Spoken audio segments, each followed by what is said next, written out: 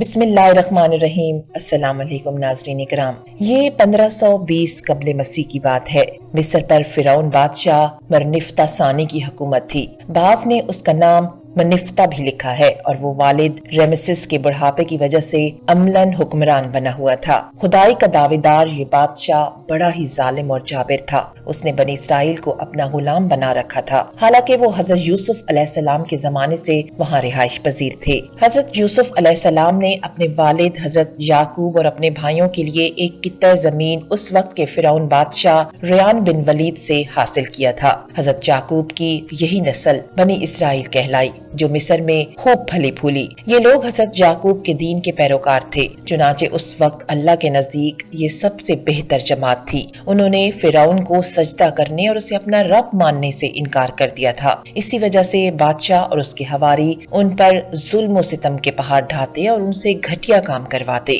حضرت موسیٰ کا نام اور نسب مبارک یوں ہے: موسیٰ بن عمران بن قاہس بن آزر بن یعقوب بن اسحاق بن ابراہیم۔ حضرت موسیٰ کی پیدائش مصر میں ہوئی۔ حضرت ہارون آپ کے حقیقی بڑے بھائی تھے۔ حضرت موسیٰ کی دعا کی بدولت اللہ تعالیٰ نے انہیں بھی نبوت عطا فرمائی اور حضرت موسیٰ کا مددگار بنا دیا۔ اللہ تبارک و تعالیٰ نے حضرت موسیٰ کی حیات طیبہ کے واقعات قرآن کریم کی مختلف صورتوں میں بیان فرمائے ہیں، کہیں تفصیل سے اور کہیں اختصار کے ساتھ، جبکہ آپ کا اسم مبارک قرآن پاک میں 128 بار آیا ہے۔ آج کی ویڈیو میں پیغمبر خدا موسیٰ کلیم اللہ کے مکمل حالات زندگی پیش کریں گے۔ آپ دیکھ رہے ہیں ٹرو انفو نیٹ ورک اور میں ہوں آمنہ گل۔ ناظرین کرام، حضرت ابن عباس رضی اللہ تعالیٰ عنہ اور حضرت ابن مسعود رضی اللہ تعالیٰ عنہ سے مروی ہے کہ فرعون نے خواب دیکھا تھا کہ گویا ایک آگ بیت المقدس کی طرف سے چلی آ رہی ہے اور اس نے مصر کے گھروں اور تمام بنی اسرائیل کے مخالف فرعونوں کے گروہ کو جلا ڈالا ہے، جنہیں اس وقت قبطی کہا جاتا تھا، لیکن بنی اسرائیل کو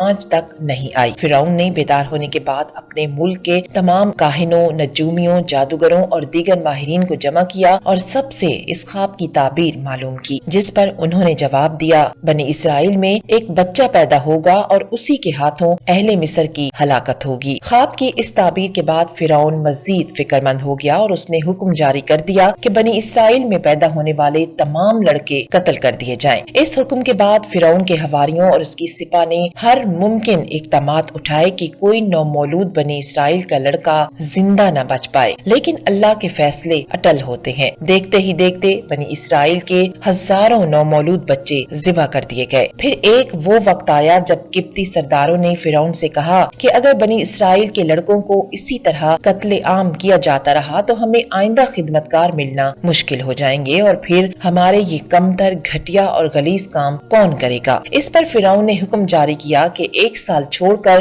بچے قتل کیے جائیں۔ انہی حالات میں حضرت موسیٰ پیدا ہوئے۔ نجومیوں نے فرعون کو اطلاع دی کہ بچہ پیدا ہو چکا ہے۔ اس اطلاع نے فرعون کو بدحواس کر دیا اور اس کی سپاہ نے گھر گھر تلاشی شروع کر دی۔ حضرت موسیٰ کے بھائی حضرت ہارون سال امان میں پیدا ہوئے تھے، جبکہ حضرت موسیٰ قتل ہونے والے سال میں پیدا ہوئے، مگر اللہ نے ان کی حفاظت کا سامان اس طرح فرمایا کہ ان کی والدہ پر معمول کے مطابق حمل کے آثار ظاہر نہیں ہوئے، جسے فرعون کی چھوڑی ہوئی دائیوں کی نگاہ میں وہ نہیں آئیں۔ یوں ولادت کا مرحلہ تو خاموشی سے گزر گیا اور حکومت کے علم میں نہ آ سکا، لیکن ولادت کے بعد بھی قتل کا اندیشہ موجود تھا۔ اللہ تعالیٰ نے اس کا حل بھی موسیٰ کی والدہ کو سمجھا دیا، چنانچہ انہوں نے بچے کو صندوق میں لٹا کر دریائے نیل میں ڈال دیا۔ قرآن پاک میں یوں ارشاد ہے: ہم نے موسیٰ کی ماں کو وحی کی کہ اسے دودھ پلاتی رہے، اور جب تجھے اس کی نسبت کوئی خوف معلوم ہو تو اسے دریا میں بہا دینا، اور کوئی ڈر، خوف یا رنج و غم نہ کرنا، ہم یقیناً اسے تیری طرف لوٹانے والے ہیں اور اسے اپنے پیغمبروں میں سے بنانے والے ہیں۔ علامہ طبری رحمۃ اللہ علیہ فرماتے ہیں کہ حضرت موسیٰ کی والدہ نے 3 دن آپ کو دودھ پلایا اور چوتھے دن لکڑی کے صندوق میں رکھ کر دریا میں ڈال دیا، جبکہ بعض دیگر مفسرین نے دودھ پلانے کی مدت 3 ماہ بیان کی ہے۔ صندوق دریا میں بہتا ہوا فرعون کے محل کے پاس پہنچ گیا جو لب دریا تھا۔ فرعون کے नौकरों ने संदूक उठाया और फिरौन की बीवी आसिया की खिदमत में पेश कर दिया।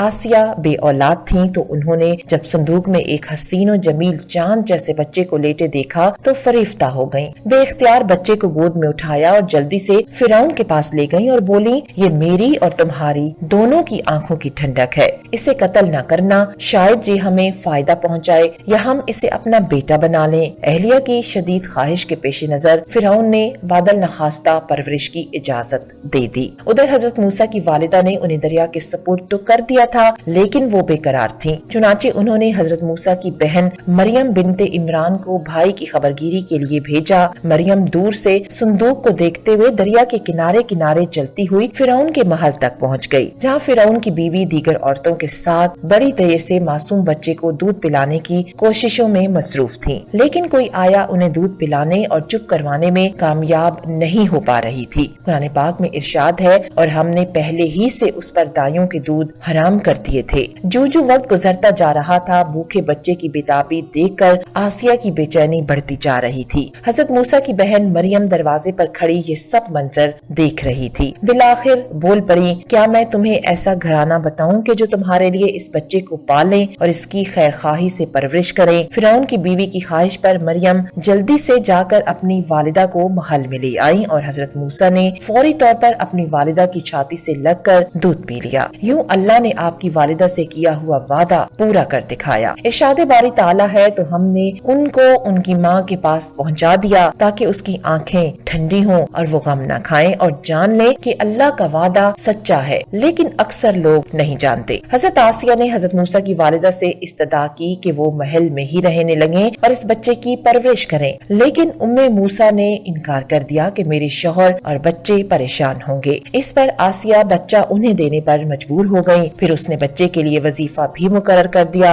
यूं अल्लाह की शान देखिए कि जिस बच्चे के खौफ से फिरौन ने हजारों बच्चे ज़िबा करवा दिए, वो बच्चा फिरौन ही की ज़ेरे निगरानी और सरकारी तहफ्फुज़ में परवान चढ़ने लगा।